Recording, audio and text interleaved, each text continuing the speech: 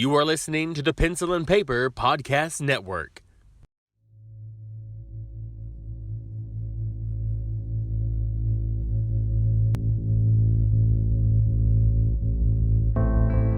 You're listening to the Horror Ramblings Podcast, the show about all things horror. We hope you enjoy the show.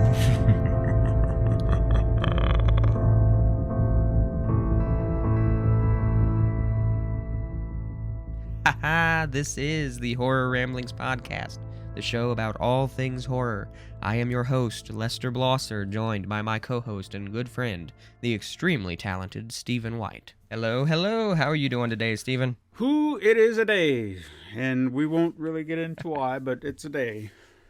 Yes, it is. I'm sure that if people listening pay attention to the news, they'll be aware of why. It is a day. It's probably escalated a little bit since that day, but still, it hits the same. Maybe something's changed, and then, hey, that would be great, wouldn't it? A miracle. I doubt it, but we don't.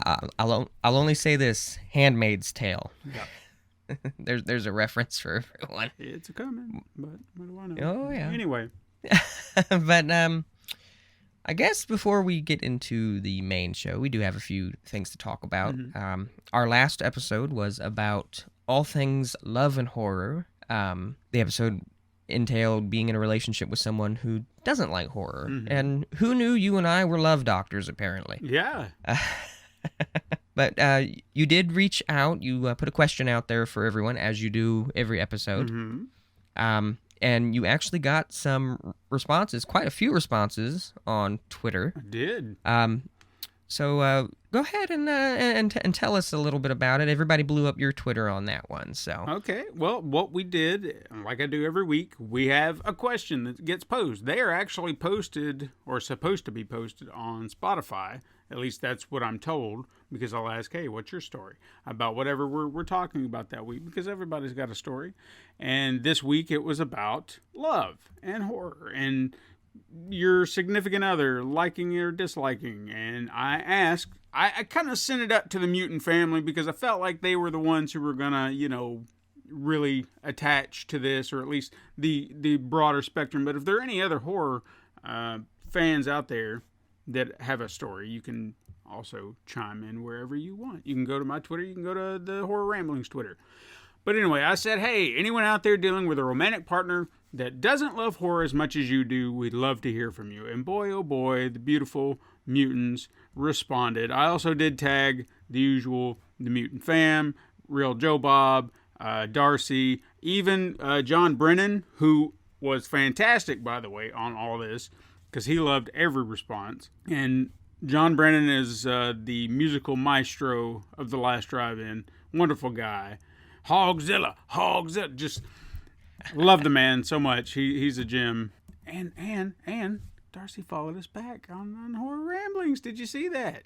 I did not see that. Really? Yeah, so now she's watching us now. Hi, Darcy, if you're listening, maybe.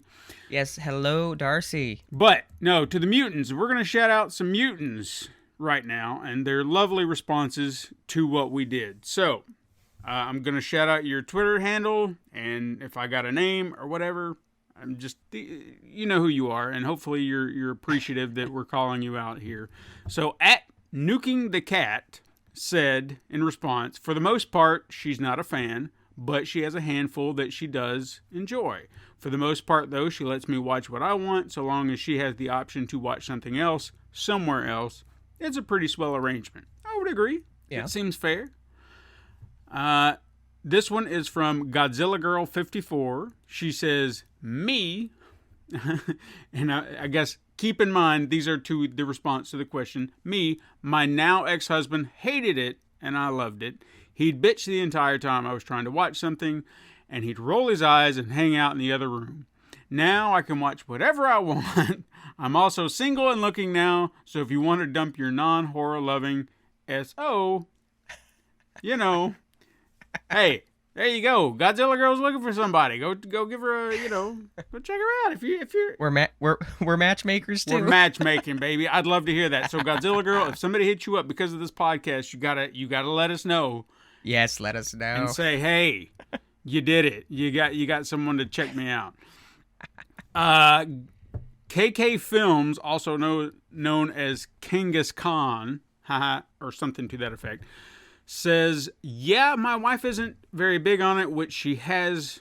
Wait a minute. Let me try that. Words got away from me. It says, yeah, my wife isn't very big on it, which has always been awkward since I make them. So this guy is a horror fanatic.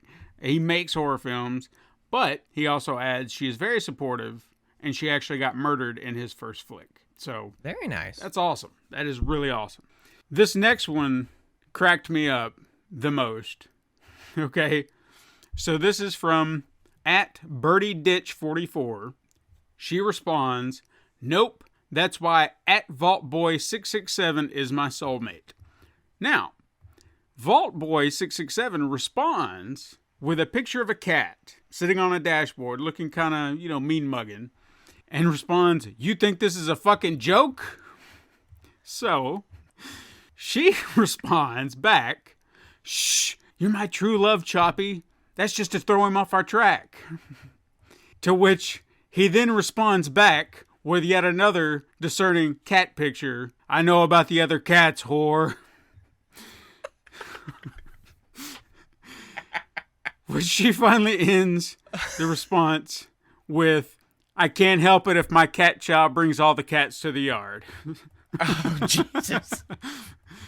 So that was beautiful. Oh, my God. So thank you for that one. That was a wonderful, wonderful response.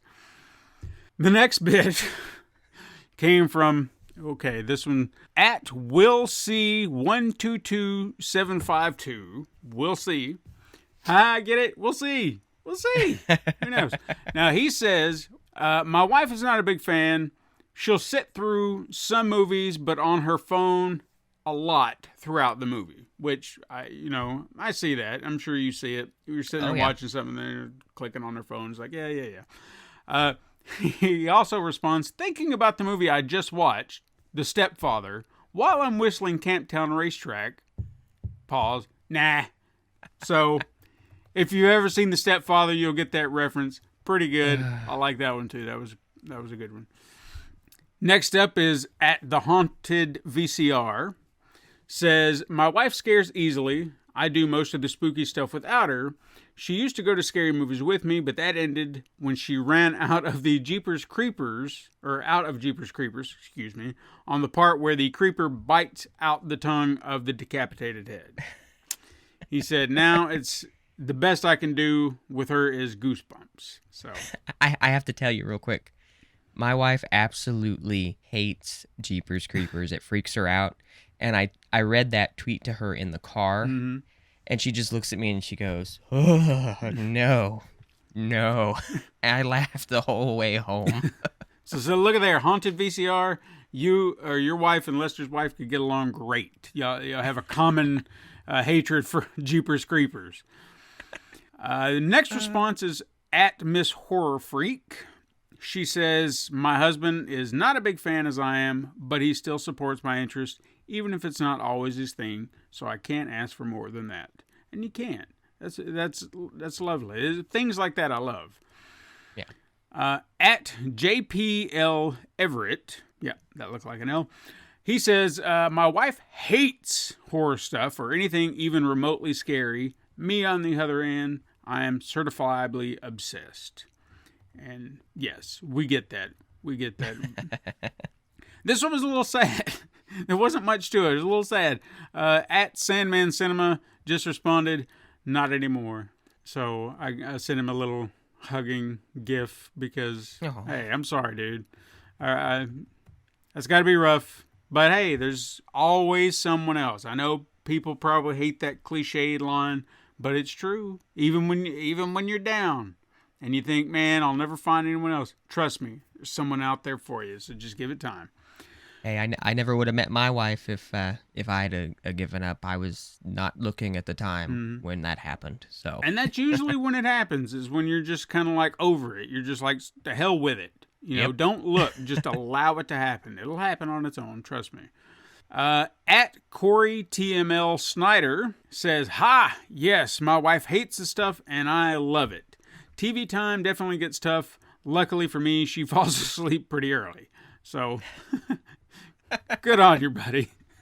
And I get that. Sometimes when I want to watch one of those really weird ones, I'll wait until it's, late night. We're in the bed and I know she's going to fall asleep and I'm just like, she's not paying attention. I can watch this now. I think this is, how many more do we have? 1, 2, we got a few more. All right. So at least 3 more. All right. So next one is at Grendel Valdez. I like that name. Says, "Yep, my wife hates horror/sci-fi, sad face, sad emoji, but that's cool emoji. She also has loved me for 20 plus years." And hey, you can't ask for better things. Oh, no, not at all. Find someone who can love you no matter what. That's what you need. Yep. They're not going to judge you for what you love. You don't judge them for what they love. That's what all this is about, baby. And we probably talked about that. At Jeff from Ohio. Hey, you might know Jeff from Ohio. Do you know Jeff from Ohio? I might know Jeff from Ohio. You might. He says, in her defense, it's tough to love horror as much as I do. Hey, that's fair. That's fair. But what if? What if she did? And she just secretly kept it to herself. He just walks in on her watching horror movies that are just crazy. That'd be kind of funny. But Jeff from Ohio, you and Les might know each other. You may have crossed paths. Maybe. I know a lot of Jeffs.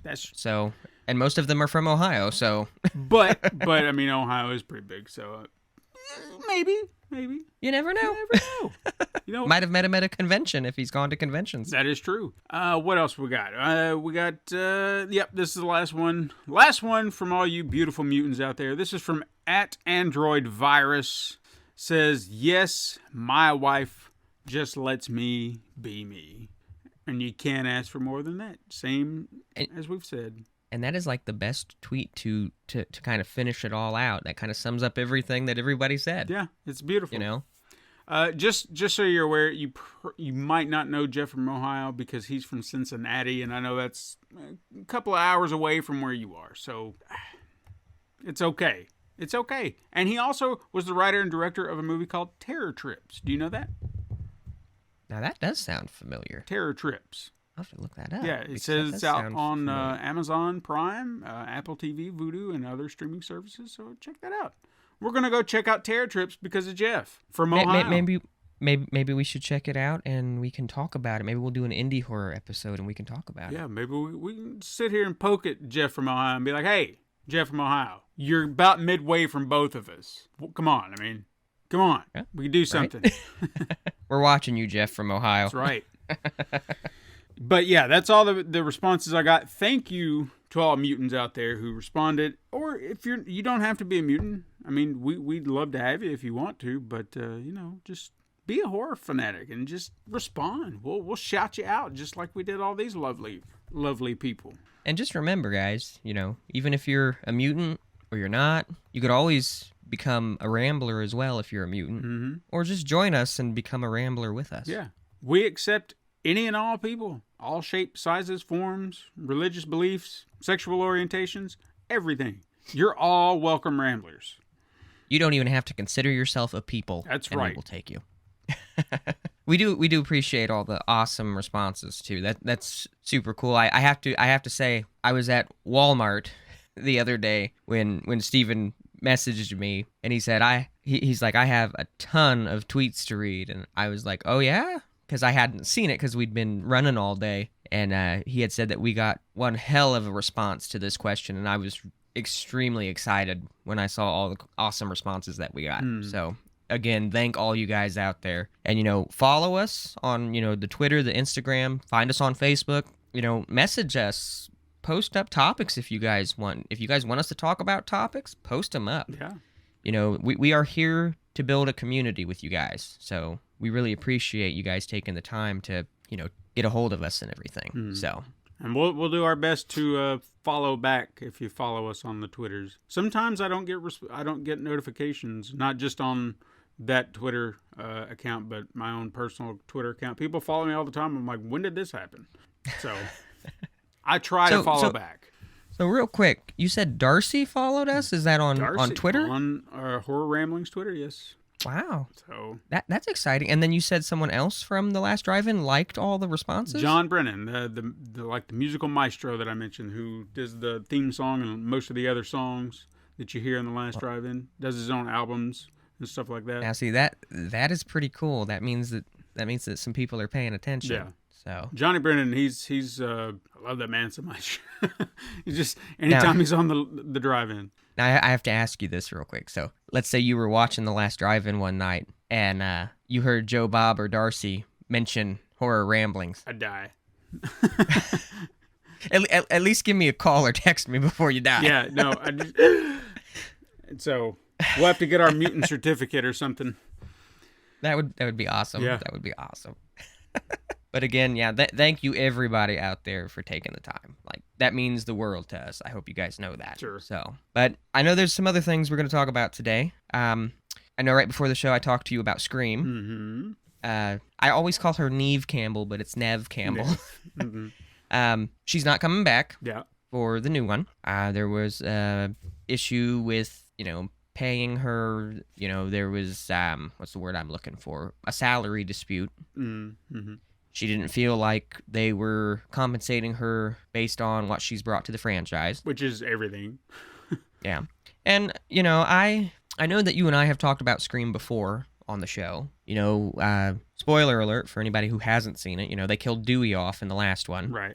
And, we had both talked about how that needed to happen. Somebody from the original 3 needed to go. Yeah. I feel like her character is going to just get their happy ending, it's, she's off here. But as much as I know the fans are going to miss her, I think it's definitely a good opportunity to start something new. Yeah. Like I've said to you before, I think that it would be interesting to see Ghostface find a new final girl, as it were. And I think it would be extremely interesting to have him make jabs at whoever the new final girl is, say things like, well, you're not Sydney. Sydney wouldn't have done this. And then maybe by the end of the film, when she's, destroyed the killer, she's proved to the killer and to herself that she doesn't need to be Sydney. She's her own final girl. I think that would be an interesting take on it. Sure. I also think they did something pretty ballsy. We are so used to seeing Scream happen in Woodsboro. Now it's taking place in New York City. Yeah. So a change of scenery as well. I mean, technically, we've only been out of Woods, well, I guess twice. Because 2 and 3, because 2 was at the college, and then 3 was, I guess, Hollywood, for what it's worth.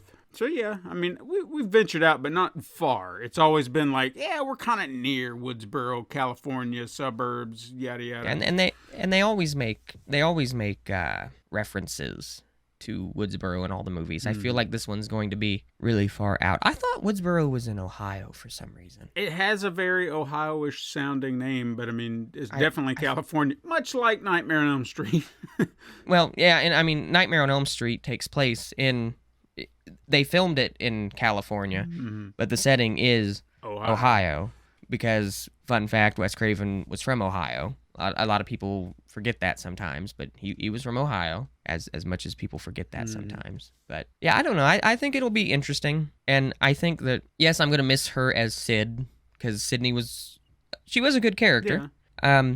There's been a lot of arguing among fans. I've seen it on social media a lot. It was right when they posted that she wasn't going to be in the new movie. Some people were like, well, she didn't really bring much to the last movie, so it's okay. And then other people are like, well, she is what this whole franchise is about. And I don't know. I'm torn on it. I think if they do it right, it'll be fine. I don't want her to come back. Genuinely, and it has absolutely nothing to do with her as an actress or anything. I just feel like her character arc is done. It's complete. She has had a full trilogy, the reboot treatment, the requel treatment. her character is finished. She needs that happy ending. Her pursuers are gone. Everyone has been removed from that storyline. So please just let her be. And I'm really curious to know what it would have been like if they had put her in, like if they had come to an agreement salary-wise. But I feel like the movie's going to be so much stronger without her in it. And the fact that even Courtney Cox is coming back aggravates me. Let the past go, Yeah. Let these characters move on, because again, the more you bring them back, it's just a matter of time before it's their turn. Because how many times can you avoid this if you're being stalked by someone who wants to kill you? I mean, your luck's going to run out eventually, much like Dewey's did. He was a legacy character. It had to happen. Gail doesn't necessarily go in looking for stuff, but how many times has she been shot? So it's a matter of time before someone clocks her in the head. Just, if you don't want your character to die, just let it be. And I feel like letting them all go in part 5 would have been the way to do it. Yeah. So I'm eager to see where they can take this franchise, because even right now, I can't think of another trope that they could replicate, because if you take a look at the films, they all have something they are working off of. Original film, sequels, trilogies, remakes or reboots, and then requels, remakes. They all have a theme. What would 6's theme be? Because I can't think of another horror trope that they haven't tapped into. Or, I mean, it's really not even a horror trope, to be honest. It's just like movie tropes in general. So where do you go from here? Yeah, I mean, poking fun at the latest tropes that are, that are in the mainstream. They've done it. Yeah. Time and time again. I mean, they reinvent the way that they go about the movie by what's happening, in the current film world. Yeah. And I like I told you once before, I with Gail coming back again, it would be kind of interesting. I think it would piss a lot of people off, but I think it would be interesting if, what if it was that to keep her fame as a journalist, Gail was plotting with these killers, paying them off, As funny as it sounds, that would be a direct parody of the movie that was a parody to Scream, Scary Movie. Yeah. At the end you find out that the killer was working with the journalist. I don't know, what if Sid would have got killed at the beginning of, this new Scream if she had joined on? But see, even that I feel like would have been a middle finger. She's got a family. She's got kids. Yeah. Let her have a happy ending, for God's sakes. Yeah, she's a likable character. Yeah, just let her have it. Like, you grow to like these characters in films, and sometimes when they get killed, it does piss you off. But I see where you're coming from with Sid. It really would. It would be like a middle finger. Like, oh yeah, we told you that she has a family. We told you this. We told you that. Middle finger. Yeah. And it's like Nightmare on Elm Street for me. Nancy was in the first movie. She made it. She survived. They did something different for the second movie. The third movie, Nancy comes back. But Nancy doesn't have a family. Mm-hmm. She doesn't have kids or anything like that. She does start to kind of get a love interest with the doctor. And then she gets killed. And let's be honest, even by Freddy's standards, the way that he killed her was pretty low. Yeah. Pretending to be her dad. And, that still irritates fans, but because Nancy's a good character. But I get with Sid where you're coming from, having an entire life built already. You want that character to have that happy ending. Yeah. You want them to be, left alone. Yeah, at that point, for sure. With Nancy, it felt like a passing of the torch. She wasn't a final girl that had been there all the way. Like, if she had been in part 2, maybe it would have been, but I still feel like they would have led up to a meaningful death, because she did. She passed the torch to Kirsten, and she then took over, and then, of course, that became Alice in the next one, and so on and so forth. There's the passing of the final girl, so to speak. Yeah. So... I mean, if you think about it, Alice is the ultimate final girl of Nightmare on Elm Street. Mm-hmm. She never got killed off. And then you got, like Jamie Lee Curtis in Halloween. She went through all of that. And I don't know, it's something about Jamie Lee Curtis, her chemistry. Mm-hmm. And the way that... That's a character that felt slighted. Yeah. I mean, what was it? God damn it. We're going to talk about Halloween Resurrection. Man. That piece of shit. That was a Busta movie. Rhymes karate fought him. That movie should have never existed because Yeah. it capped off everything the way it should have been. And then, to me, it doesn't exist. Okay? Yeah. Because they tried saying, well, we knew that he was going to swap, faces with the character, and that's something we didn't say. So that made it even worse for me because when I watched the movie, I was like, no way Michael was going to pull that crap off. But then knowing that they had plotted it ahead of time just it changes my perspective. I don't like it. Yeah. Because to me, that's a capper. That's one section of movies from 1 to 7. Boom, done. It's over. And then now you can pick it up with another capper, and whichever timeline you want to go with. But that resurrection crap can fuck right off because her dying in the beginning, that felt like a slight. So she went through all this, and then you're gonna be like, yeah, well, she fucked up, and now she's in a mental institution. Now she's gonna do all that for what? Just so she can die in a mental hospital? No, the hell with that. I don't like that.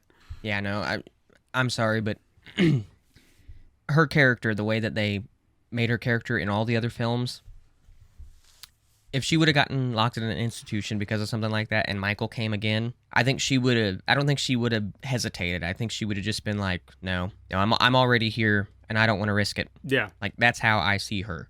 Yeah, I mean, why wouldn't you? Yeah. And, her character has always, like, some characters have always they've always suffered. And I think that's what makes people like her character so much. And I think that's why people want her character to make it so much, is because her character has always suffered. And they've always really played on that. Even when they did the, I call it the what if story. These new Halloween films coming out, I just call them like a what if story. It's just fair. And, look at how much she suffered, even in that. It ruined her life. And it makes you feel for the character. Yeah. And Jamie Lee Curtis has even said, she's like, I don't care how old I get. If they ask me to come back and do Halloween, she's like, I love it. And I could see her doing it, for who knows how long. There's something about her character. And, I say this now, but, eventually, I'm sure people will get sick of it eventually, maybe. Yeah. But, she's just one of those characters. I know that Friday the 13th, don't they normally kill off the survivor in the next film toward the beginning? Yeah, but even that works because who was it? Alice in the original? Was her name Alice? Yeah, it was Alice. There's too many Alices. So when she dies in part 2, that is an understandable killing, I mean, she survived, yes, but now we have the son coming after her for revenge, and we didn't see her really attached. She didn't have chance to move on, and it's sad, but we haven't grown to know her to that point where it's time to let her go. We just saw her in the last movie, and that's it. She survived, but then she gets her comeuppance. Yeah. So it doesn't, like, if Tommy Jarvis was to die, depending on how it happened, I could go either way with him, because we haven't really seen his character grow to a point where he deserves that happy ending, because he's been obsessed. So it could catch up to him if he continues to go down that road. Had he tried to move on and Jason was pursuing him, that's different, Yeah. So it's just where I'm at with Neve Campbell and where she was. She feels done. She's trying to move on. Yeah. Some of these others don't. Yeah. You still need to watch that Never Hike Alone. I do. Too, by the way. I saw it on YouTube the other day. I'm pretty sure, if I remember right, the actual actor that played Tommy is in it. I did hear that, yeah. As Tommy, so. But, yeah. So, I don't have really anything else as far as random topics. Is there anything else that you have before we get into the guts of things? No, I think I'm good. Okay, well, then we will just jump right in here. So, today's topic is going to be something that I have a feeling is going to take a little time to discuss. This could be a 2-part episode, a 3-part episode. I don't know how long this episode could be. But you and I are both creative guys. Mm-hmm. We like to write. You're definitely more elegant with your writing than I am. I will say that right now. I always got to give you props there. I try. Actually, part of the reason this friendship really started was, we met at my wedding. Mm-hmm. I went to school with your wife, good friends with your wife. I had asked you if you would do some editing on a script that I had worked on. You asked me if I would look at some stuff for you. Whenever we get it done, I've been trying to work on it. We're working on a script as well for an original idea. But you and I both have love for franchises that already exist, like a lot of people do. Yeah. And I've been thinking about this for a while, and this is a topic that I think is going to be really interesting to discuss. It's the topic of if you had control of any franchise, and we can do multiple franchises today, but if you had control over any horror movie franchise that exists, if you woke up tomorrow and you got a call from a studio and they said, it's yours, do what you want with it. If you want to make a sequel, if you want to reboot the entire thing, if you want to make a TV show, if you want to bury it in the deepest hole you can find so nobody ever finds it again, it's all up to you. Question is, what franchises would you want, and what exactly would you do with them? And now we can get into some we can get into some detail if you like. I'll probably get into a little bit of detail with mine. I honestly used to talk about it at some of the conventions that I went to. I had some people that were interested as far as like convention goers. Right. And then life happened. Kids, things like that, got busy with things. So, but I don't know if you want to start. If you want me to start, I mean, I can start. Either way is fine with me. Either way. I like letting you start because I love hearing when you talk about things. I can probably guess at least 2 of your franchises. Let me guess real quick, and you can tell me if I'm right or wrong. I feel like Texas Chainsaw Massacre is one of them. And I do feel like Friday the 13th is one of the other ones. I'm sure there's more. Yeah. But I think those are 2. And if you do talk about those today, I might piggyback on it a little bit, talk to you a little bit, because I have some like very loose ideas that you might enjoy. Okay. So, but yeah, I'll let you get started. You tell me you tell me what you would do. Well, we'll definitely jump onto the Friday the 13th train, because that is one, and I know it's in a very bad place right now. It's actually in a prime opportunity for me to get my hands on it if I could, pull the strings properly. But, there's still those legal snafus and stuff that we have to all suffer for until we get another Friday movie. But if we did, there are 2 ideas that I've had in my head that I think would make for interesting tales. Considering where the franchise is now and where it kind of wound up, because we have Platinum Dunes that did their remake. Yes. I'm going to throw that in the bin. I don't want to piggyback off that. I want to go back OG. So, because Jason never ages, so it's not like it's an age issue. We just need the unstoppable killing machine back. I have had, because I've got 2 movie ideas, so this is what I'm going to do. I'm going to lay out one, and then I'll just kind of roll into the other, and then you can give me whatever you think. So if I was to do a sequel, if I was to do a direct sequel to the original franchise, the Paramount movies, or even, I guess, the Jason New Line movies, it's all connected, whether they want to admit to it or not. I would probably try to create a sequel, because I think this would be cool, that explains what happened between Freddy vs. Jason and Jason X. Because Jason disappears, or is, left unharmed, as he typically is at the end of Freddy vs. Jason, goes back home. So he's back out on the loose. But then we get to the beginning of Jason X, and they've caught him. Who are these amazing people that caught him, got him chained up?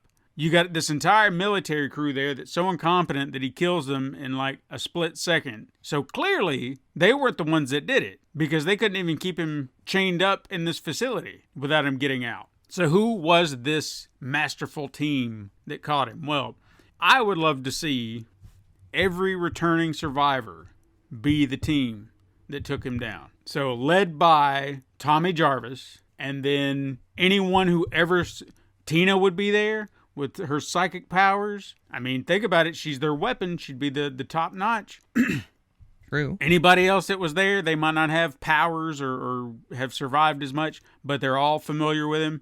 Jenny from part 2, she could be like psychoanalysis, trying to understand him. Every character has something.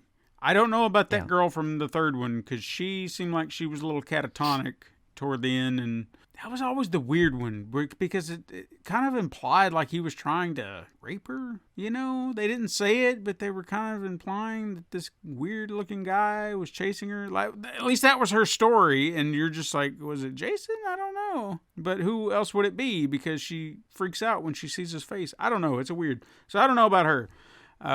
7, 8, and I guess Rennie from part 8 and that dude who caught him off in the sewer. She could come back. Was that 1 or 2 people in that one? 2. In Jason Takes Manhattan. 2. It was 2 people, wasn't it? And then there was the dog at the end, and like, oh, we thought the dog died, but look, the dog is alive. So they would be the survivors. Then I guess the Voorhees family from Jason Goes to Hell could be in there. Yeah. The survivors from Freddy vs. Jason.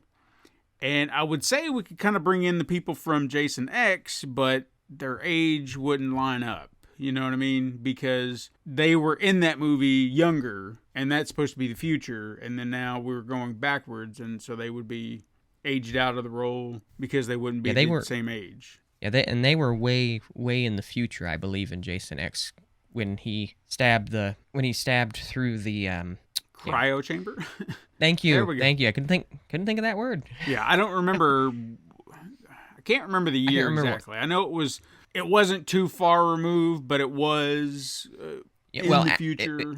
It was after they awakened her, right, and everything. It was way into the future, so I could see them bringing her in for I would see that more like right at the end, kind of thing. Cameo where they can de-age her. That would be cool. Yeah, and she'd just be like, "We'll take it from here," or something like that. Yeah, that would be cool. I'd like that.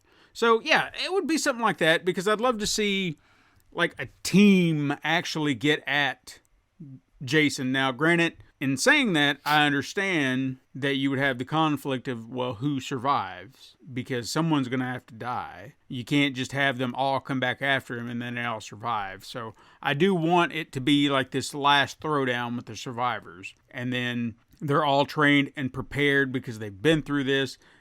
Some of them understand that this is not the same Jason. If anybody understands it better, that's why Tommy Jarvis would be in command, because he's seen original Jason and he's seen zombie Jason. He's responsible for zombie Jason, so he has to be the man responsible for all this. But gathering the survivors helps give them an edge. Tina would be their secret weapon, but we'd have to find a way to, I don't want to nerf her powers, but maybe something causes, so she's not all-powerful, carrying on him all the time, if you know what I mean.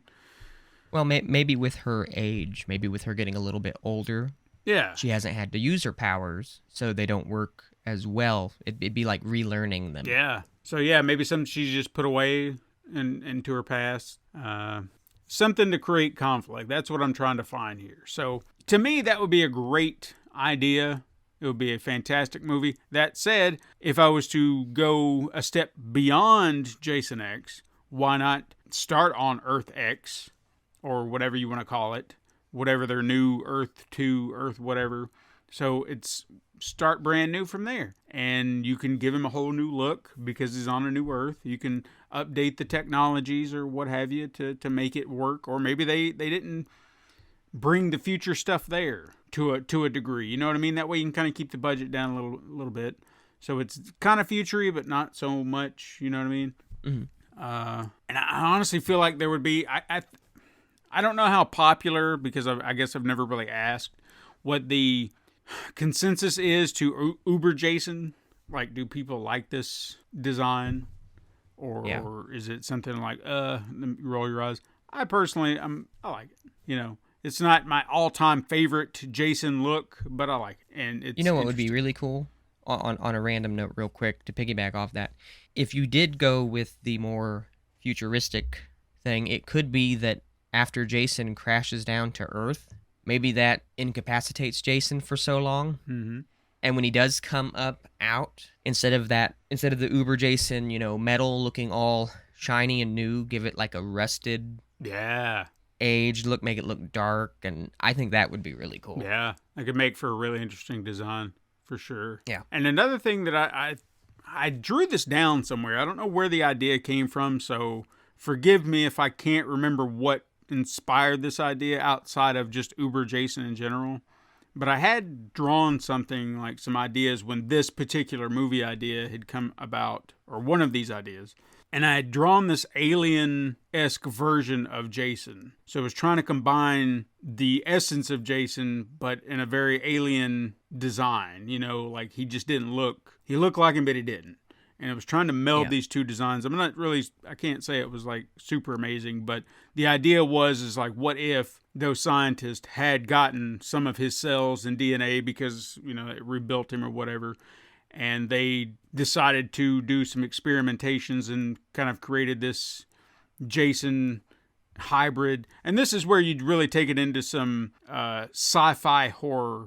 So you're really just saying that Jason X is the start of an entirely new franchise, and you're doing something completely off the rails with it. So it's no longer a slasher flick. Now it's sci-fi horror. Yeah. So really lean into that, and that's where that idea came from. Don't really have much beyond that. It was just, hey, what if Jason, but a Jason alien hybrid or some mutant freak hybrid, and then, of course, obviously it's got the killer instinct, and it just gets loose, and hell, you could bring back the other Jason, and then they have to fight each other. That would be cool, because I want to see Jason go smack down somebody, because there's not too many that could actually take him on, but he's like an unstoppable killing machine, and why not?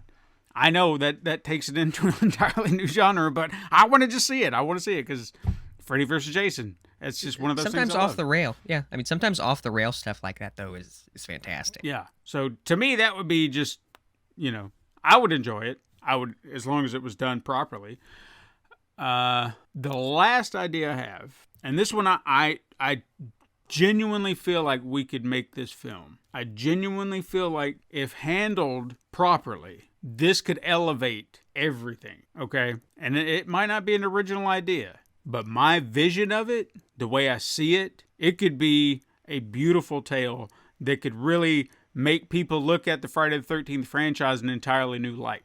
Like, it's been vilified as this, you know, trash horror slasher. We've heard numerous times that Paramount saw it as like the redheaded stepchild. They didn't want anything to do with it, yet they'd continue to pump money into it because it made them money, but they were embarrassed by it. And it was just like, yeah. Just don't say anything. Just leave it over there. So what if you could turn the franchise into something prestige? And that sounds insane, but think about it. We don't focus on Jason, and I know that's everybody's favorite thing, but we focus on his mom. We retell the story, but through her eyes. Because of all the characters, and I know she's a little loopy, but hearing Betsy Palmer explain her understanding, because she was one of those people. The moment she was offered the job, I was like, hell no, I don't want to do that. That's embarrassing. But then when she understood the character, that's what she fell in love with. This is a mother grieving for the loss of her son. She loved her son. So you tell that story. You focus on Pamela when she was growing up, her rough childhood. What made her fall in love with her son so intently that he was her world? And that's the story you tell. You show what Jason meant to her. No, all of his flaws. You see that he is not, I don't want to say the wrong thing here, but deformed. You know, he's not like, and everybody else, oh my God, look at him, he's a freak. And of course she's protective of him. She's angry. She's like, do not call my child a freak. Do not say anything bad about him. And anybody that disparages him, that's what angers her. And then those are the inklings of the murderous eyes you see, because it's protecting her son, no matter what. And then the moment she has lost that control, that she failed to protect her son, that's when she snaps. And it's all about the psychological damage that it does to her, because she's already damaged. I want to make that very clear. In the story, she would already have damage, but she's trying to better herself. She's trying to better herself for her son. Everything she's doing is for his benefit. And the moment that comes unglued, everything she's worked so hard for the one person in her life that mattered the most, comes undone, why wouldn't you snap? And then you have a better understanding of who this character is, and you have sympathy for her. I never want there to be a point where you do not sympathize with this woman. I want you to feel her pain. And if it has to just be one and done, there's like, I feel like it would possibly undercut the entire movie if you implied or even showed that Jason was alive. You know, that would be the hard part, because I could see a studio being like, well, Jason's got to live, right? I mean, because he's alive. Yeah, I could see where the studio would think that, because you'd want, if this is a hit, you want to stretch it out. But that's not about that. This is about her understanding why she went on this killing spree. The understanding that in her mind's eye, she is so damaged that she pretends her son is still alive. We saw that in the original, where she was talking in his voice. But you can really dig deep into that psychology, why she would start having those conversations, much like in Psycho, why Norman Bates started speaking as his mom. The damage was so horrific, and it didn't want to accept that her son was dead, that she created the vision in her head that he's still alive, and starts talking and doing conversations. So you use a little bit more of the Psycho element to kind of present that. So at no point would it ever be who done it, like they did in the original Friday the 13th. We know who's going to do it. I want you to understand where this woman came from and the situation she was in. We could even go a step further and say the reason he was even born, because by God, it's real now, is, you know, abortion, can't have an abortion, so she can't get rid of the mongoloid. I would even think, and this is another reason I think this would traumatize, and this might be some heavy subject matter, but I was kind of under the impression in this story, the way I would tell it, is that the father of Jason is her father, and that explains maybe deformities, and there would be a reason, a deeper reason, I guess, to when she falls in love with the child and what that means, because maybe there are other people around her saying, you know, you've got to get rid of it, or you got to do this, you got to do that, whatever it may be. But something is going to put her in a position where the moment she lays eyes on him, she falls in love. And it's like, I'm going to do everything in my power to raise him right, protect him, make his life better than it ever deserved to be, because I didn't have that. So many layers to it that you could put on it. And I feel like handled incorrectly, you're going to lose a lot of that, because the story really needs to be about her. It's not about Jason. It's not about the slaughter, the killings, and whatever. It's about her and her journey, and why would someone do that? And it's gold. There's a great idea there, and I really want to see it explored. You know, I could see it just thinking about it, and the way that you've put it out there. Like, that does sound like something that nobody's really thought to explore. And I think if it wasn't necessarily a movie, mm-hmm. it would make one hell of a limited series. Yeah. And I could see that acting out, different chapters of that acting out, and just kind of showing her descent into madness. And you could even get into, because, you know, the first movie talks about her, you know, the first movie is about her killing the kids. Yeah. You could, you know, you do this and it's a big success, you could reboot the entire franchise. You could still tell the story of her, you know, doing the killings. I think it would have been interesting. I know this sounds weird, but I think it would have been interesting if, instead of her getting her head cut off necessarily, I know this sounds weird. Yeah. But they leave her for dead, you know. The one teenager survives. They leave her for dead. And she's laying there and her vision's fading in and out. And she doesn't think it's real. She thinks she's seeing Jason, but Jason is alive. Mm-hmm. And he goes to be with his mother as she dies there at the end. I'm not saying that, you know, that would have to happen, but yeah. I think that would be just sort of an interesting nod. And then Jason, you know, loses his mind because he was lost trying to find his mother. When he finally finds his mother, yeah, she was taken from him. And I guess the only way to really do that proper, I don't know, it's tricky, man, because you have to make him disappear. She can't see a body. Well, in the original, he drowned and they never found his body. True. You know, let's say he washes up somewhere further down mm-hmm. in the middle of the woods and he's lost, doesn't know where he's at. Yeah. Has to learn how to survive. I'm not saying necessarily that has to happen, but no, seeing her descent into madness would definitely be a new take on it. Yeah. And I think you're onto something with that. I don't know who I would cast. That's the one part of it that I haven't quite figured out, because I'd want someone of a certain age who could understand the gravity of it all. Don't want them to be too young. Don't want them to be too old. There's a nice medium in there somewhere that can portray. But I mean, we're going to follow her for some time, so there has to be. That's why I'm thinking kind of a middle ground of age, 20s, 30s, somewhere in there. I think 30s would work best. Yeah, something that allows to kind of grow with the role throughout the years, because you're going to have to see her. You know, if you have to get a younger actress to get her when she's younger, depending on how far back you're going. There's a lot that can work here, but I don't have an actress in mind who would play that. And I'm not, there's someone out there. I'm just not thinking of them right offhand, but she has to carry the movie.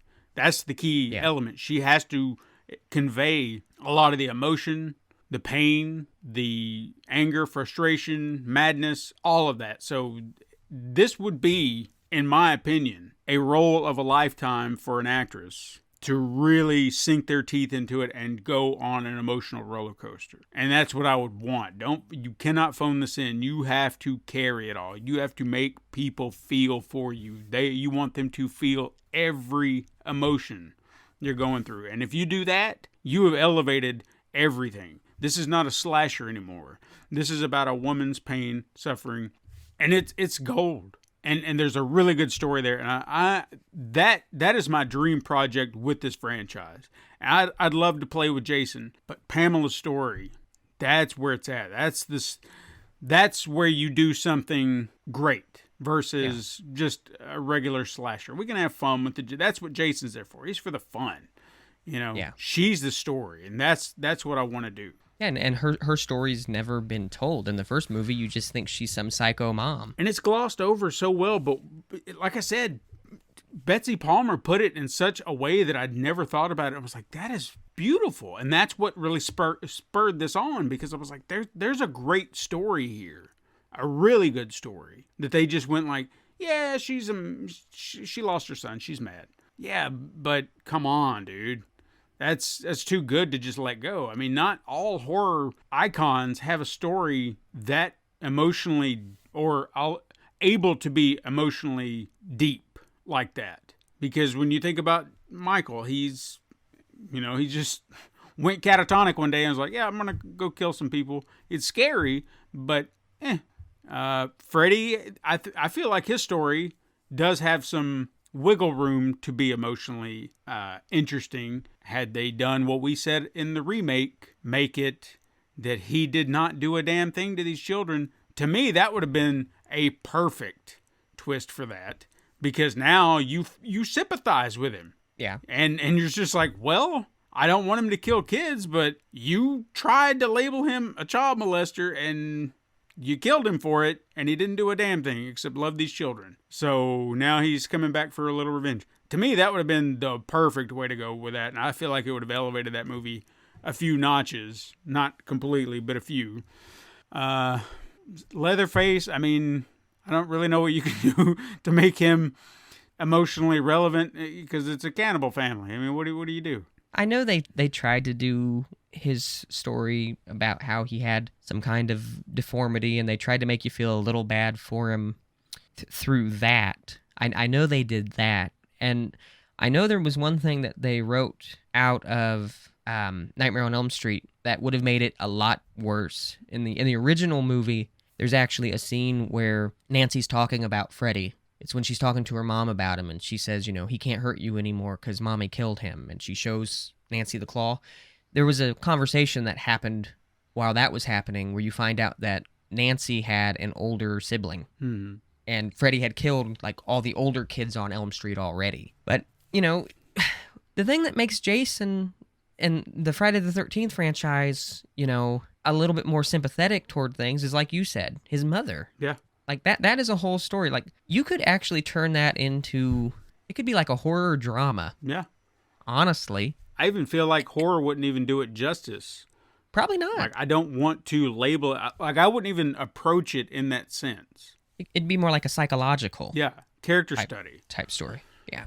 And, if you think about it, if they would decide to reboot the franchise and everything, they could go off of that. And you could maybe look into Jason a little bit more, and it would make you. They touched on it some in the movies, but not a lot. Yeah. That Jason was doing this because of his mother, but you could really play off of that. And I don't think, I know some people are like, oh, you're going to make Jason a mama's boy. He's not going to be scary anymore. I'm sorry, but if a mama's boy is as big as Jason and as strong, I'm going to be terrified. Oh, yeah. And I don't know if I would do that.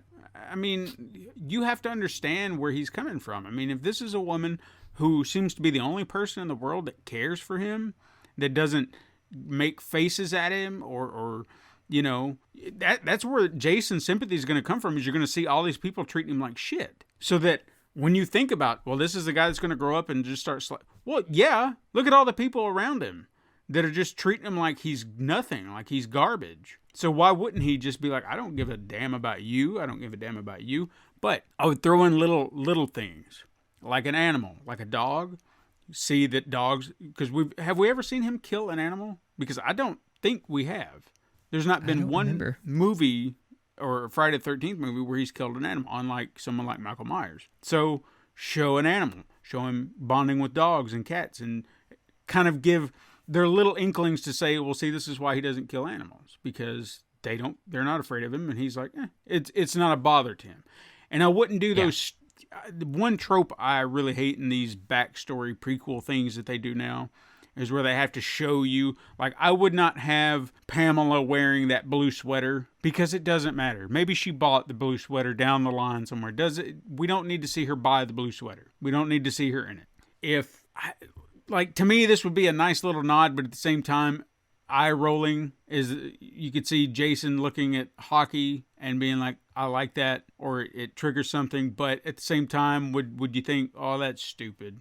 I don't know. It just depends on how it's being played out. Maybe that's what draws him to the hockey mask. But again, it's not a necessity. I don't want him just going by a machete and just touching it like, oh, yes, one day, because it's pointless rhetoric. No, I feel like this would be more of a focus on Pamela. It really needs to be, like you said, and I honestly think this would be a good standalone project. Yes, that's my plan for it, or my idea, because I really can't see it being something that could be spun off, kind of like what they did with Bates Motel. Like, I was really surprised with that show, because we come in to the story thinking, okay, so we're gonna this is everything leading up to Psycho. And they said, yes, this is everything leading up to Psycho, but now we're gonna do Psycho, but we're gonna do it different. And they went all the way with it, and that was surprising. That's what this needs to be. We understand where the thread is, the through line, but it's not going to necessarily end the same way you think. And I don't want it to, because if you tell that story and then she gets her head chopped off at the end, it's a little extreme, So not with that story. So it couldn't end that way. In my opinion, it just could not happen that way. It just feels like way out of left field if that happened. All to just appease fans. This needs to be looked at through a different lens, telling a story about someone, same situation. And, I'm sure you could swap names and identities and what have you, but I just don't feel like this would really give Friday the 13th a little bit of gravitas, you know what I'm saying? When you think about that, when you think about what this movie is representing in the overall scheme of things with Pamela, it changes your perspective. It did mine. Yeah. And it was just an idea. So, I mean, I think you got something gold there. I honestly, I think it could be something that would actually move some people, because it does hit a heartstring. Yeah. People lose children, and they go through all these just painful things that they have to push through. And I mean, you see it in the news sometimes. Somebody's kid gets killed, and they go and they kill the person that killed their kid. I mean, I'll be honest with you. This may sound really weird, especially considering I have no actress in mind, but I have, an amalgamation of a face or some form of Betsy Palmer, so I can kind of see her. I've thought about that scene. I've thought about the scene about her learning about Jason, or seeing his body, or whatever it may be. Just the loss she has to endure in that moment, and how that's being conveyed. And it makes me well up a little bit thinking about it, because you're trying to put yourself in that position about how you would react. And this is where that actress has got to sell it, because you've got to feel that pain. Because if you don't, I mean, it doesn't matter. Because that's a crucial scene. Watching this woman lose her life and go through this swarm of emotions because everything she's ever wanted to protect and love is gone, and she has to fall apart into numerous pieces. And the way I see it, the emotion I hear, the crying, the everything, it's heartbreaking. And like I said, if I really think on it long enough, it makes me well up, because it hurts. And that's what it needs. And that's what makes me think this project would be so damn good under the right hands. Now, let me ask you something real quick with that. So, originally Jason drowned because the counselors weren't paying attention. Mm-hmm. And some of the other kids pushed Jason into the water. Yeah. Now, if you still went with that whole idea, just a thought that just kind of entered my head, seeing her break down about it and blaming her, I could see her not feeling real comfortable about him not being right by her side, because she worked at the camp. Yeah. But I could see her being uncomfortable with him not being right at her side. But then one day he wants to go out and he wants to play a little. Yeah. And her, letting her guard down and just being like, okay, this time you can. And then seeing that happen and seeing her break down and blaming herself. Yeah. Like, I never should have let him go. I never should have let him do this. This is my fault. And then slowly, because she talked in she in the original movie, she, kill them, mommy, kill them all. Mm-hmm. I could see her hearing his voice, kind of showing her breakdown, and hearing his voice going, it wasn't your fault, mommy. It was them. It was their fault, mommy. Mm-hmm. And then that sadness turning into that resentment and that anger. And I don't know if that's a thought you've had on it, or it's something to that effect, because I have pondered that question. Is like, what would it be? Because if she's protecting him this entire time, being super protective, and that's kind of the clinginess that I'm imagining, not to a creepy degree, but just very protective of his well-being. So what would it take to break him apart from her? And how he's portrayed at the same time would be another element, because he does have to be there. He doesn't have to be the focal point, but at some point he has to be a central character because he is important. He is a focal point. So do you is he just deformed? Does he have a mental disability? Where does he... Because I feel like he's going to talk. I don't feel like it would be like he's a mute or anything like that. I don't feel like that does him justice, because, as you said, she heard his voice. So I feel like he has to communicate with her in a way that she can replicate that in her head. This is what she's used to. And I feel like maybe he's just simple words, or he doesn't have to go on long tirades, but, he could just say stuff like mom, and, I won't go outside, or something like that. I don't know. I haven't quite figured that out yet, but mm-hmm. I feel like he needs to talk. And I know that might be, a sin, but if she heard his voice, you know what I mean? That seems like it makes more sense. I could see it being, he's her entire world. Mm-hmm. She has him with her all the time. Other people look at him like he's a monster. Maybe she's the only person that he talks to. I do have one little idea that I think would kind of, a through line, if you will. So maybe I've thought about if Pamela did have friends. We talk about, if you go back to the original, the Christies, the ones that bought the camp and reopened it, they could be the friends, or at least, I guess they wouldn't technically be the friends at that moment in time, because they're the ones that bought the camp. I don't know. Maybe it's a family camp. I'll figure it out. She knows somebody at the camp. Maybe they're her only friends. They can look at Jason with no disdain, but maybe her best friend for this film does realize she has this attachment issue, and she's trying to understand it, but also being like, hey, you need to kind of allow him to breathe. You need to be able to do things for you. She's not seeing it as Pamela being, well, she sees her being very protective, but she also feels like that it's engulfing her life so much that Pamela's never going to move on. She's never going to try to find anybody. And she wants her to live a normal life. She's like, I know not everyone's going to accept him, but you deserve to be happy. You don't have to spend every waking moment protecting him and doing this for him. And that's hard for Pamela to take in. You know, she doesn't want to think that. She's like, but I have to. And maybe that's part of the problem when her friend does convince her. You let him go play. Let him be a kid. Keep an eye on him. I'll have someone keep an eye on him for you. And that could be another one of those things. This kid should have been watching, and they didn't. So that's a blame. But then Pamela can also blame her friends. Like, how dare you? You should have never told me to do this. I had to be watching him.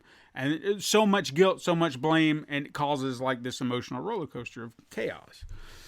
So it could work out so many different ways, but that's one of the ideas that I got. I think you got something solid there. You know, I never really thought about it like that until this conversation right here. I honestly feel like it could be something special. I really do. Yeah. I think it would definitely be a one-off. Mm-hmm. Like, I feel like, I mean, you could do a movie based around it.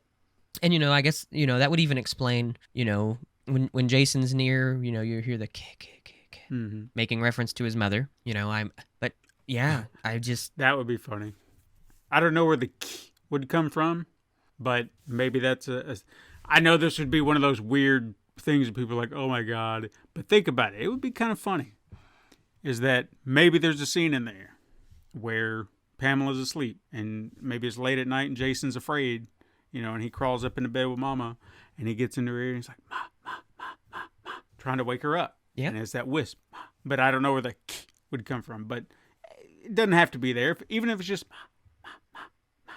It'd be like a little foreshadowing. Yeah. Which would be interesting. I like it. It could be done in a way that could make people roll their eyes, but at the same time done subtly. Mm-hmm. You'd be like, wait a minute, is he doing that thing that I think he's? Oh my God, he's doing the thing. Oh, that's awesome. And then you just let it sit. So I think it could be done.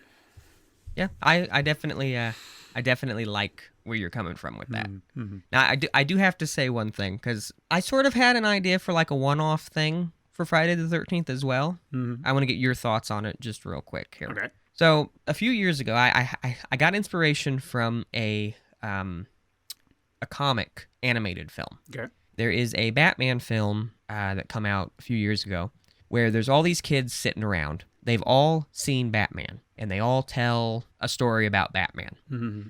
But each story, Batman is different in every single story. Yeah. There's like a robot one. There's a vampire-looking one. There's this shadow thing. There's all these different versions of Batman that these kids remember seeing. And then at the end of it, Batman actually is fighting someone, and he actually shows up where they're at. And they all see Batman, right? Did you say this was a movie? It was a little animated thing that they did. Because I remember an episode of the animated series. Yeah, there's a Batman. There was another one. Huh. Yeah, there's a little movie. I'll have to find it and send you the information for it. But I was thinking about that, and I thought it would be cool to do a series about that for Friday the 13th. That would be cool. See a bunch of kids at Camp Crystal Lake sitting around, have a different director do each kid's story. All these kids talk about Jason Voorhees, and they have all kinds of different things that Jason could be. He could be a giant, you know, he could be a big monster that lives in the woods. He could be a science experiment that went wrong, you know, just a run-of-the-mill zombie. Mm-hmm. All kinds of different things. And at the end of it, at the end of the series, the kids meet the real Jason Voorhees. So all the kids in the story, except for probably one, get killed. Okay. But I think it would be an interesting take. It was kind of just a, you know, quick in and out of the head thought that I had, so I don't have a bunch of details on what I would do with it necessarily. But I think it would be interesting. I don't think you'd have to do anything with it. I think the idea itself lends it to creatives, because you can create like this limited series, Tales from Crystal Lake or whatever you want to call it, and that's not bad. You take that idea, you toss it to all these horror fans, Friday the 13th fans, and said, hey, you want to do a Jason tale? This is your opportunity. Make it I'd probably say don't go movie linked with it, but an hour seems fair. Yeah. I would Okay. do an hour each episode. Yeah, so say go to town, write your definitive Friday take, do whatever you want with Jason. It's a free for all. So if you wanted to do something that you felt like maybe fans wouldn't really get behind, this is your opportunity to do it. You can do the weird Jason stuff. You can do things that you didn't think you'd ever see him. You can do zombie Jason. You can do regular Jason, just superhuman, but still kind of human Jason. Dude, I love that idea. I think it would be a lot of fun. And then what I would probably try to do at the end is, so you do like, however many hour-long episodes. Maybe the last episode, make it just a little bit longer. All the kids are there with the real Jason Voorhees. Kind of like what they did with the Fear Street on Netflix, where they had 3 movies, because the last one I think was a little longer. So yeah.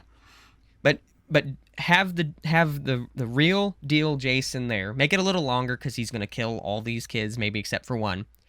And make the kids, when they see Jason, they're all thinking of the versions from the story. Yeah. So they're like, this is how we have to deal with him. This is how we have to deal with him. And none of them really know how to take care of it because they're all going off of these stories that are not accurate. And you think about all the lore that you can pull from, we got to go get the head and the sweater and the pitchfork and all that, all the game shit. So that would... Meanwhile, you got your one, you got your one or maybe 2 survivors who are smart about it, and they're like, he doesn't look like a monster, he doesn't look like a zombie, this just looks like some pissed off guy in a hockey mask who's extremely strong. We got to figure something out. I think it would be fun. It'd be one hell of a ride, I think. Yeah.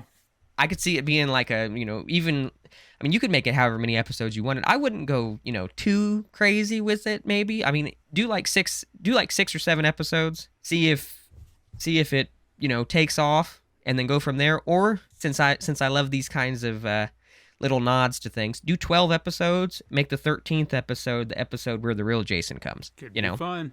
Mm-hmm.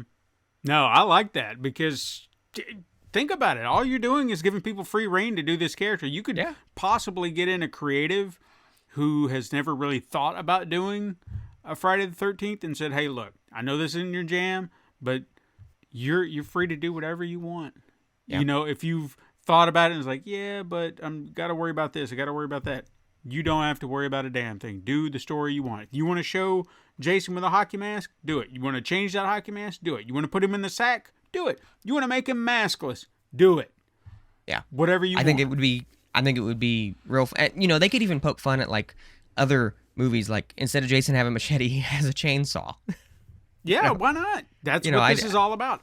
But I think it would be extremely entertaining. Think about that, a mashup. Someone got Jason and Leatherface mixed up. Someone maybe got Jason and Freddy mixed up. Yeah. Because they heard the story. It's like, no, dude, the guy, he's tall, but he's wearing a sweater and he's got a machete. It's like, no. And then you show each iteration. It's like, no, he's wearing a hat and a hockey mask. And it's like, no. I could see somebody doing a like a ghost form of Jason. Like the fog rolls in and the ghost of Jason Voorhees is there in the fog. You just see this hulking thing in the fog that just looks like living fog that takes people in the middle of the night. There's so much to do with it. And I love when people do one-offs. Like one-offs are always fantastic. Like I love the idea you have as a one-off. I think that would be a great story to tell. And then this idea that I've been thinking of, it's something that would be fun for people. They'd be like, what am I watching? Mm-hmm. Sean Cunningham, I swear to God, if you steal these ideas, I will come after you. Whoever's listening out there in the universe of film, please get a hold of us. I know Jason Blum has been looking into buying Friday the 13th and Nightmare on Elm Street. Why don't you get a hold of us? We got some ideas, man. Yeah. And we would love to talk to you. If you can get Robert Englund back, we've got tons of ideas that we can take you down. Great. I've already thought of it all, and Steven's got ideas. Think about it. I mean, you want to fast track it? There's no better way. We got the it, script, man. We got to get the money to make it happen. We got you. If you got us. Now, before I get into because Nightmare on Elm Street's one of mine, but I really want to hear what you have to say about. Were you going to talk about Texas Chainsaw Massacre? I have thought about it, yes. Because I really want to hear your thoughts on that, because I have an idea on that too. Okay. And I really want to talk to you about it. But please, go ahead. I want you to tell me about your idea. Are you done with Friday the 13th? What you had? Yes, for that? yes. Okay. I didn't want to interrupt you from. No, you're fine. You might hear my fan click on because it's a little hot in the room where I'm recording. So give me 1 second. Understood. Anyways, So with Texas Chainsaw Massacre, I genuinely feel like at this point we're gonna have to start from scratch. We need to find a way to take the franchise back to something wholly original, which I know that sounds weird. Like, how are you going to do that? But we've got to erase all of the stuff that's come before it, because it's from this point you cannot hang on to the past. The 1970s story does not hold anymore because we are so far removed from it. Leatherface is now turning into a geriatric, and it just doesn't work. This last movie proved that, because we're like, he's not all there, and then he snapped. You don't understand the character. You're missing the point completely of the character. As we've mentioned before, he needs a family. He is the instrument. He's a great instrument to watch, but he's not the personality of this franchise. It's everyone else in the family. He's just the instrument of doom. Yeah. And you can make that as terrifying as you want it to be, because it's a chainsaw and he's coming after people and he looks crazy. But he's nothing more than that. When they turned him into this Michael Myers, Jason Voorhees type, it lost something. Because I've never really felt like he needed to be that. Because you see a guy chasing you with a chainsaw, you're like, I'm out. I don't want any part of that. So that to me is already terrifying enough. You don't have to add these extra layers to him. So we start from scratch. How do you do that in this day and age? Well, I'm sure there's still parts of Texas that have dead zones where cell phones don't work. Yeah. I don't feel like that's going to be a very hard stretch. So you can tell essentially the same story, where this group of friends go out on a joyride, and maybe they're checking out a tomb. I really don't feel like the grave robbing thing, because that doesn't seem to be a very common thing you hear about. It might have been back then in Texas. I don't know. I'm not from Texas. I can't speak to it, other than, some of the garbage they pull in their politics. But we're not going to get into that. Anyway, so you can still have the main theme. Kids go out on a joyride. They just wind up in the wrong road. They run into certain things. You could even have like a dilapidated gas station. I don't want to say it'll look too rough, but there are establishments out there like that, especially in small towns. They do still get by. We could possibly update it just a little bit, but I don't want to go too crazy for it. You know what I'm saying? Just we want it to seem off. And then you can introduce the barbecue. You can introduce this. You could do a lot more meat. Maybe it's just like a big barbecue joint out there. It doesn't have to be a gas station. Or maybe a little pocket of town where they do have a few businesses. Our town, right up the road where we live, it's a very small little community. We could expand the family. Think about that. The whole town's in on it.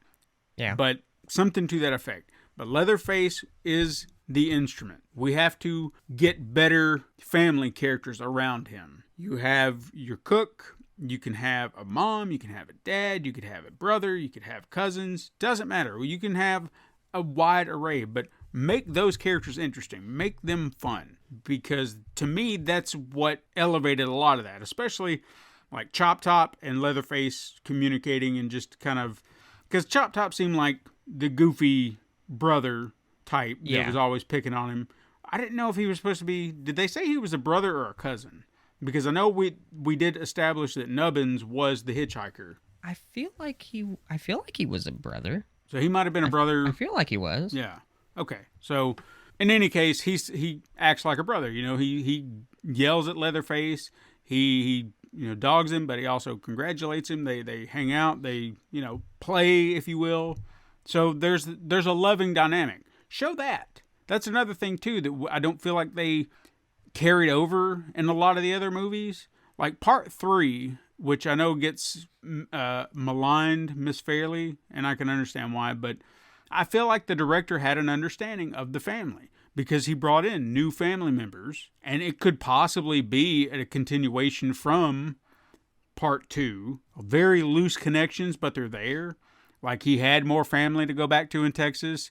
You see that his leg is damaged. We saw his leg damaged in part 2. There are inklings that this is a carryover, but they're loose at best. But the family is interesting. This is Viggo Mortensen was part of his family in that movie. You talk about seeing somebody before they made it. I mean, this is like long before he became Aragorn in Lord of the Rings. Yeah. But he's still such a great actor. In that movie, he plays Tex just perfectly. I don't know what it is. He's electric. The man was a great actor, and I'm so glad he was in that movie.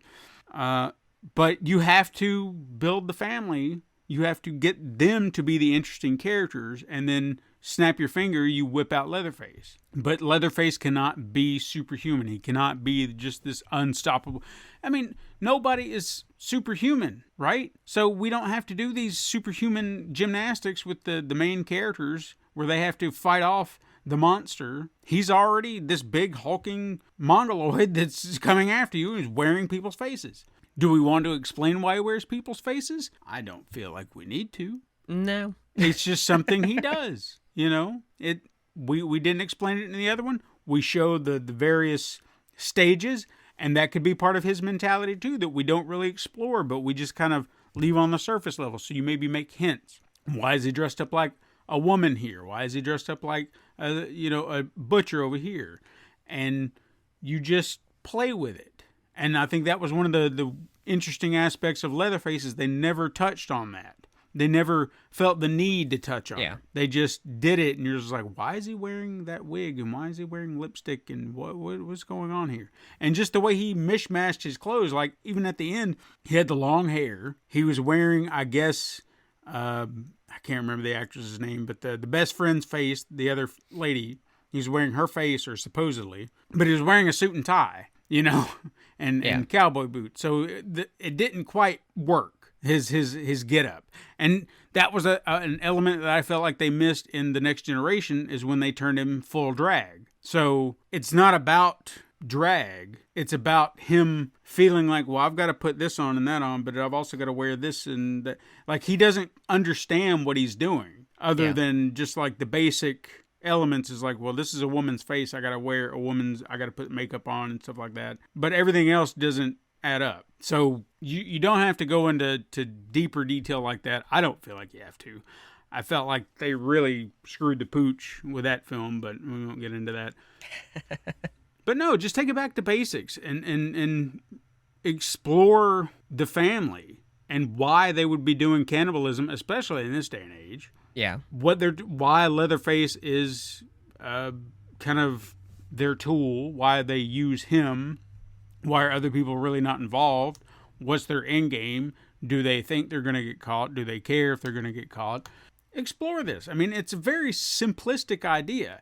And I would really kind of lean into that black comedy element that a lot of the other characters or directors and writers have missed that they don't see.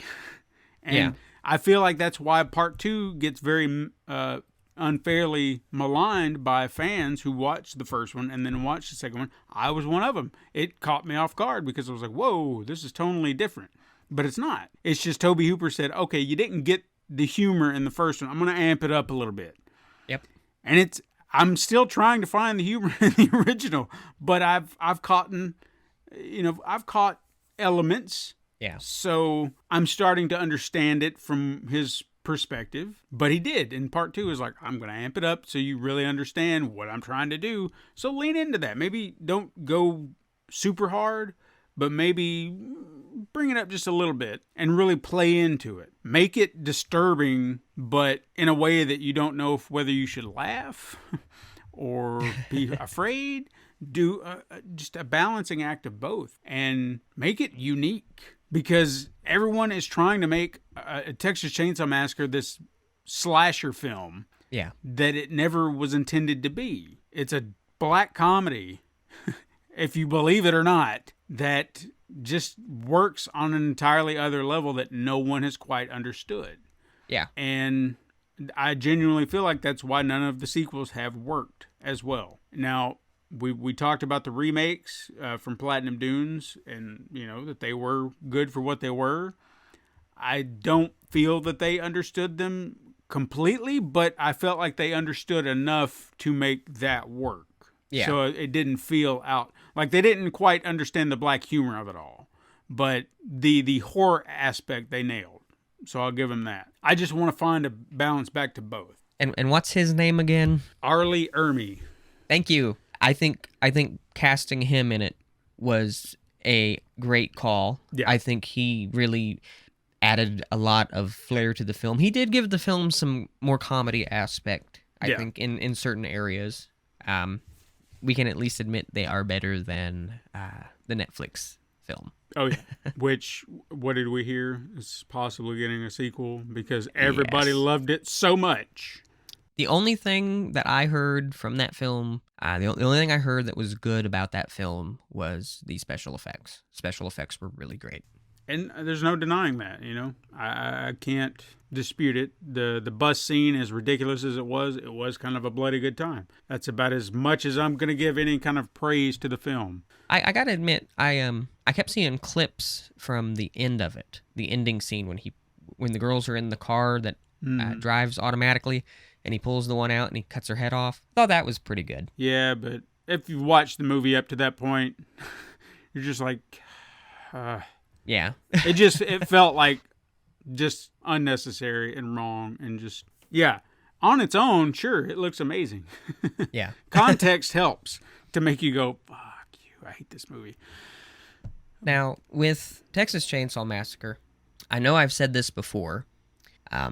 I can't remember if I said it on one of the last shows or if maybe you and I were just talking about it. I think it would be cool to change the location up just a little bit. Mm-hmm. They could actually stay in Texas. I wanted to look into it a little bit. So there are some swamp areas in Texas that have alligators. I think that would be an interesting story to tell. Still have the family, still have everything else, but imagine being lost in a swamp. You got Leatherface on one side of you. On the other side of you, you got a swamp full of alligators. Oh, yeah. I think that would be an interesting thing to do. Change the location enough to do that. You could still get the comedy aspect. I could see somebody hiding from Leatherface and they turn and there's an alligator right in front of them and they're like, oh, shit. And then, yeah. Now, did they? I don't remember there being alligators, but I feel like there was a swamp scene maybe in part 3. There might have been. I don't know if he was ever... Yeah, right at the end, I think. Because I'm almost positive there was a swamp scene in that. So yeah, they've touched on it briefly, but the alligator thing, that would be something. Yeah, and I think being lost in the swamp, somewhere where there is no good service, there's only one road out where they live back in the middle of a swamp somewhere. They can't get out because they're watching the road. They got to find a boat or they got to traverse the swamp. Leatherface knows the swamp. The family knows the swamp real well. Mm-hmm. And I mean, even that could, if they would want to make that a one-off, that could be a one-off. What the whole family gets attacked by alligators. The whole family of cannibals just gets attacked by alligators. Yeah. I don't know. Texas Chainsaw Massacre is one of those films. I was introduced to it at a weird time. Like I love the films and everything, but I've never really put a ton of thought into what I would ever do with something like that. But yeah, I don't really know what I would necessarily do with Texas Chainsaw Massacre as far as, what direction I would take it. But that's just because, like I said, I sort of got into those movies at a weird time. So I enjoy them and everything.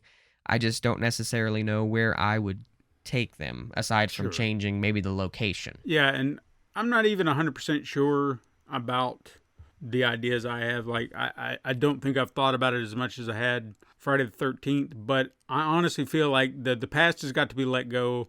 It needs to be reinvented, understanding the original source material, because I genuinely believe the reason we have not gotten a solid sequel is because people do not get it. They don't understand what the movie was. They just see another slasher with a chainsaw, and that's it. They've missed the entire point. So it needs to be handled with care. And I understand even the director of this Netflix Abomination says, "Oh yeah, I love the original." I was like, "But do you? Do you? Because it doesn't seem like that to me." Yeah. So yeah, there's a lot to work with there that could be done properly. You've got to let go of the 70s, man. You've got to restart this from scratch and really try to go from there, because it can work. I know cell phones and all that crap today, but the hell with the cell phone, it can break too, you know? It's not like you can't be without stuff and disconnected from the world. It can happen, trust me. Yeah. So there's an idea there. It's just we've got to get rid of the past. Yeah. I think I would be with you there completely. Completely reboot it, reinvent it, make it something new. You could still have Leatherface. You can still make Leatherface scary. But yeah, I'm right there with you on that. So, anything else you have on the whole front of Texas Chainsaw Massacre? No, I think I've got basic ideas with that for right now, because it needs some fresh blood, and that's about the start of it right now. Is just getting it back on track. Yeah, I would agree with you there. You know, sometimes we want to stay true to something so much that it ruins it. Yeah, for sure. Now, I'm sure you have other films that you've probably thought of, but I can give you a breather if you like. I can talk about one of mine. No, go for it. If you like. Of course, I think I might wait until we do our part 2 to tell the fans what franchise I would own if I had the opportunity and what I would do with it. Until then, why don't you go ahead and tell the people where they can find us? All you ramblers out there, you let us know what horror franchise you want to have the reins to. What would you do differently? You can give us your brief synopsis on Twitter at Horror Ramblings. But if you've got more to say, if you want to send us every detail, we promise not to steal it. We'll just read it out on the show, and then other people, you can blame them for stealing it. It won't be us. But if you got more to say and you want to explain your big idea, send us an email at horrorramblings@gmail.com, and we'll read it out on the show, or we'll just read it and maybe give people a brief synopsis so we don't spoil it for everybody. If you love social media groups, you can go over to Facebook, follow us over there, join our Facebook group, hang out with fellow horror fans like yourself. I'm trying to announce people. Welcome to all the people we announced this week. I don't have names right off the top of my head, but welcome. Welcome to the Facebook group. It's nice to have you there. Maybe we'll start reading names off on the show, just so, everybody's getting their shout out. We shouted out Twitter people today. Maybe we can do that. We'll have to do that. Anyway, you can find us on Instagram, see an assortment of horror images if we try to remember to do that. I've been trying. I know you've been trying. You probably do a little bit more than I do. It's been a little difficult lately. Yeah, just the time, man, time. Yeah. If you want to say nice things about the show, go over to Apple Podcasts. Leave us one of those beautiful 5-star reviews. You can express your feelings, help grow the show at the same time, because every 5-star review does us a solid, and you can do that very same thing over on Spotify if you're so inclined. But apparently you've got to listen to a few before they'll allow you to do that, so they're making sure you're listening. So if we see a rating, we know you've listened, and we appreciate that all the same. It's all appreciated. Yes. Very much so.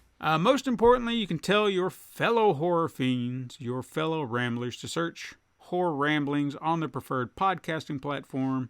If we're not there yet, I am working on it. And if nothing else, you can keep up with any and all things at pencilpaperproductions.com/horror-ramblings. Links are in the show notes for your convenience. And as always, guys, make sure you stay spooky out there.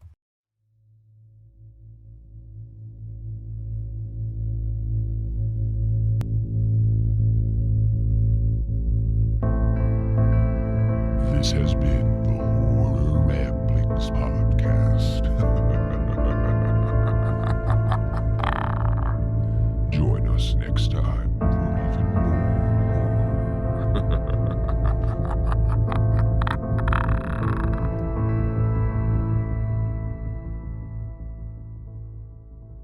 This has been a Pencil and Paper Podcast Network production.